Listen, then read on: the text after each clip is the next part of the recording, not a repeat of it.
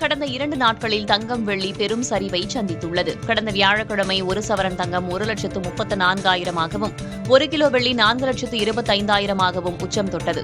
இந்நிலையில் கடந்த 2 நாட்களில் தங்கம் சவரனுக்கு 15,200 ரூபாயும் வெள்ளி கிலோவுக்கு 1,05,000 ரூபாயும் சரிந்துள்ளது.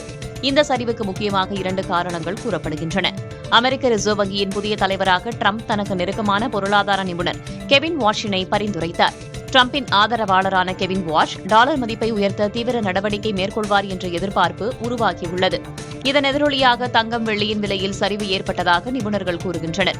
அதேபோல தங்கம் வெள்ளி வரலாறு காணாத உச்சத்தை எட்டிய நிலையில் அதன் மூலமான லாபத்தை உறுதி செய்வதற்காக முதலீட்டாளர்கள் அவற்றை சிறிதளவு விற்கத் தொடங்கியதும் விலை குறைவுக்கு காரணமாக கூறப்படுகிறது.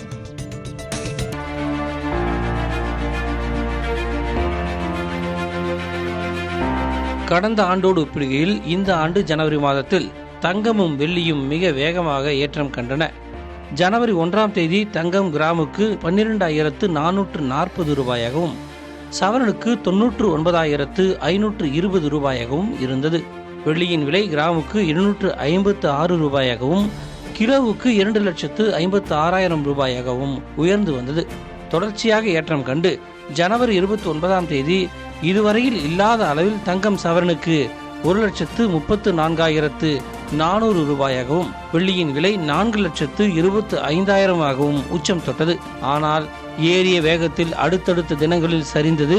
கடந்த 2 நாட்களில் மட்டும் தங்கம் சவரனுக்கு 15,200 ரூபாய் சரிந்து 1,19,200 ஆகவும் வெள்ளியின் விலை கிலோவுக்கு 1,05,000 சரிந்து 3,20,000 ரூபாயாகவும் குறைந்தது.